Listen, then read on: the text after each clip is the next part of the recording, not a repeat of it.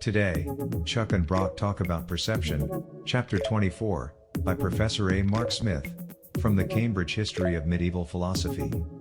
This is Generous Theology. Yeah, I found this chapter one of the most daunting ones to read because of its highly technical content. So, of course, Chuck, we're talking about, chapter 24. Professor A. Mark Smith has written this. He's a professor from the Department of History at the University of Missouri at Columbia. And how did the technical aspects of the sensory apparatus, how did that hit you? How did you find it? Was it challenging reading like it was for me, or did you feel like it had a intuitiveness to it, or how did that beginning part strike you? It definitely was challenging. And in fact, what I would say is that my first time through, I wasn't sure how much I got out of it. I read through it a few more times, wasn't sure how much it was helping to repeat it.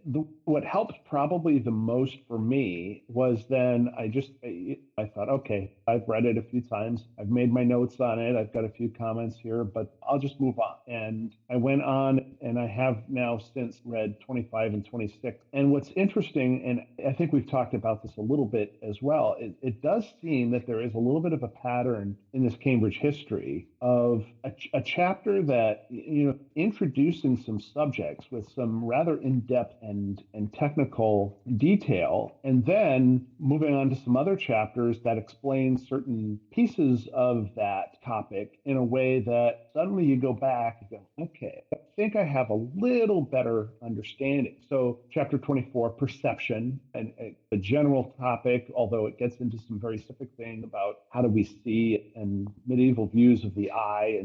But then chapter 25 talks about mental representation. Chapter 26 talks about certainty. And suddenly some of the discussion about perception and how is it that we perceive things, and what is it that we're perceiving, and how much we can rely on what we're seeing, it began to make some more sense. Not to say that I now can come before you and say, I now understand everything Mr. Smith was saying, because I don't, but I at least see some connections as to why perhaps we started with this particular chapter before going on to the other things, because it does introduce some interesting topic that we can dive a little bit more deeply into when we get to those other chapters. I would also point out, too, that this chapter was also interesting in light of some of our discussions in the past couple of chapters as well about some of the history, we've been talking now for quite a while about how Plato and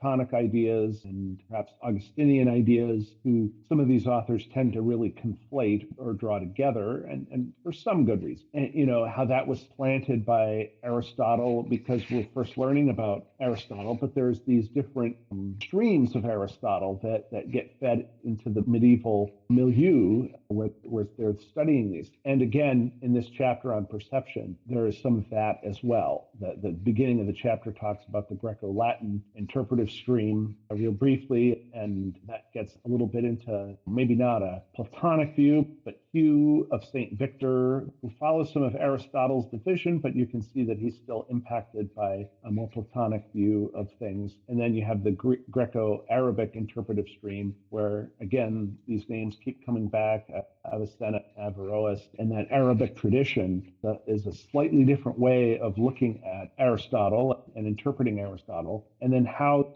these various streams mix and create something later, which is this scholastic tradition and scholastic perception theory that he talks about next. So it is, despite the fact that there is a lot there that was hard to understand, it did seem sometimes like diving into the deepest, murkiest water, and yet there were streams of things kept tying back to things we've been talking about.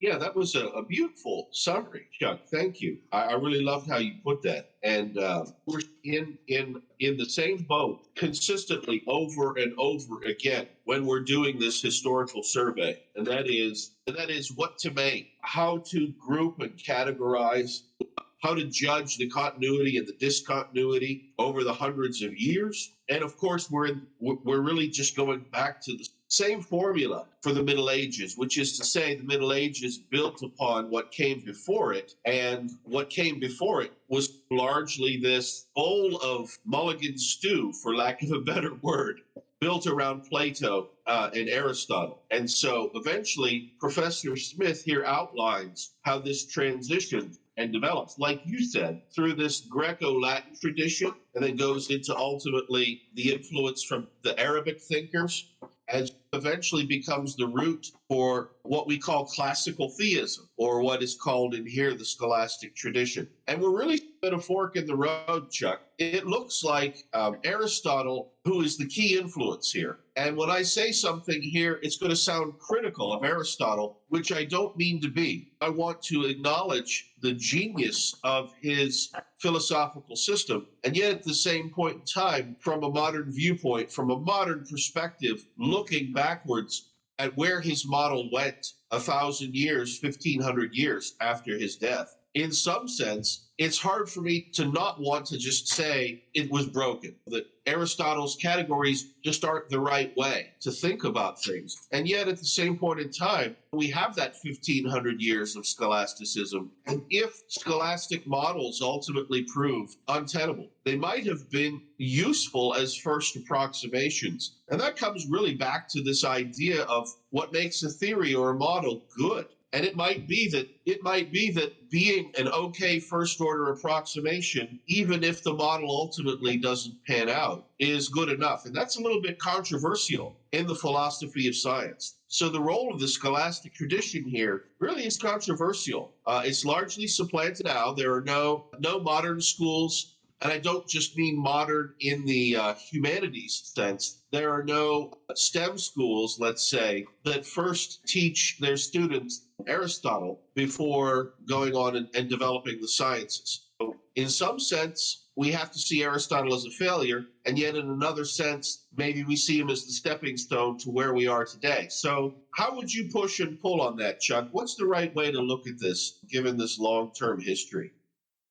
I agree with you there. We've used this language that Isaac Newton used about standing on the shoulders of giants before. And there's a sense in which, even where some of the key tenets of some of these old teachers, like Aristotle, have turned out not to necessarily hold up, it is not that it is a platform that entirely crumbled and leaves us back down on the ground where we were, but rather it was a platform that allowed us to get a little higher, see things around us a little better, and then see where there were a few problems in that underlying platform that needed to be paired, or maybe we needed to shift over. But there is some truth to that. And then I often think about even the way we learn certain types of like geometry and things today. You have, for example, you have Euclidean geometry and non-Euclidean geometry. And Euclidean geometry just isn't enough to explain certain things. And so when you get to a higher level, like my middle son, who was a math major in college, he started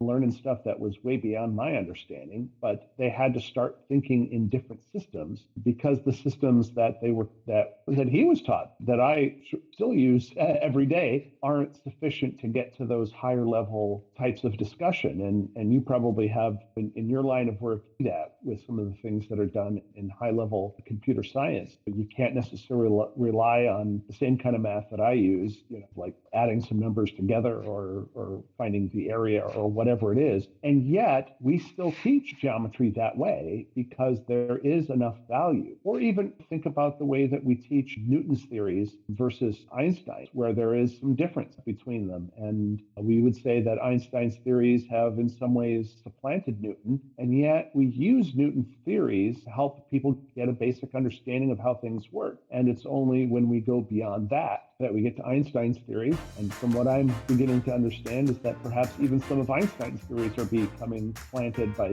some of the things that are going on in quantum physics and things like that. But yet we still rely on those older systems. And I think there is a great deal of value in understanding Aristotle and understanding his categories, because it does get to somewhere. It gets us thinking about a lot of these key issues and gets us into some of the key discussions that we have to have if we're going to dive further into this. And we're going to have some disagreements, and both modern science has some disagreements, and as do Christians, but there is some real value in understanding concepts and the ideas of Aristotle. And so I'm glad that we worked through this stuff, and I'm glad that despite the fact that some of this has been supplanted, that we're walking through the history of how did people think about these issues during the Middle Ages.